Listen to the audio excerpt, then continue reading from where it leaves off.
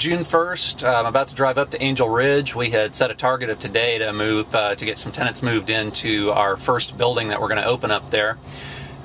We changed our plan a little bit. We're now going to open three buildings actually first, just because of all the construction, and we don't want the kids around that construction and so on. In any case, one of the things that we do is do driving for dollars while we're going up to our property. So Angel Ridge is, say, 50 miles from my house. I've got a list of properties that I think we might have some interest in, so I'm going to look at about 10 properties on the way up to Angel Ridge, and I'll tape some of those as we go, and we'll kind of show you what we look at. So this is one of the leads that we got. This is a roughly a 30-unit building. It's right, if you can see down the street, it's right by the university. This is a building that supposedly has a little bit of an issue with the city, although it's actually a pretty good-looking building for that to be the case. So I'll have to go and take a look at that lead source and see if we're right about that.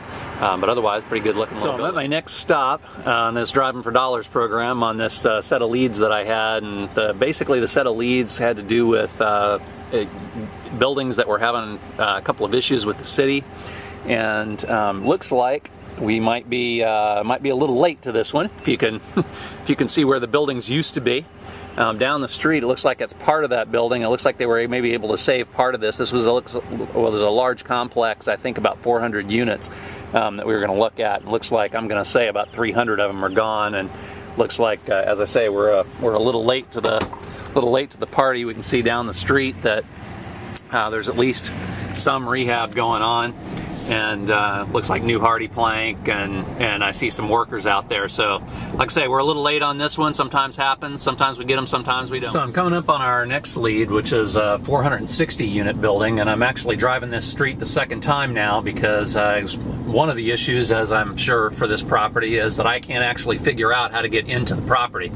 It's a huge property. You can kind of see the street down the side, and it goes back quite a bit to the right. There's 3 or 4 gates on this street, and there's really no obvious way, no signage on how someone, if they were aware of this property from the apartments that are on the on the other side and in the area, if they were driving down this street, how they would know how to get in and where the where the office actually is for this property.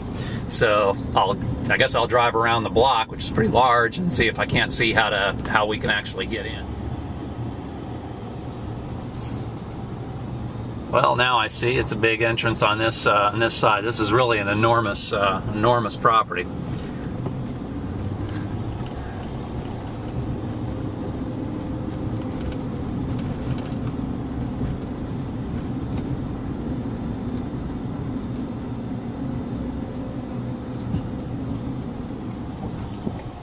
Oh, nice looking. Got a full guard gate here.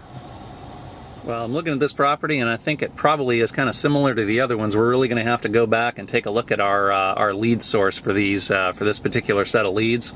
This is actually a pretty nice looking property. Looks like it's reasonably well maintained.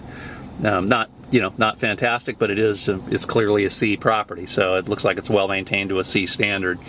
We'll go back and check and see if there's a something we can find out about this lead source, but looks like at least the first couple that we looked at aren't consistent with what we thought we were going to see when we came out and looked at them, except for, I guess, the last one where it had already been torn down clearly at some point in the past and was already in full rehab.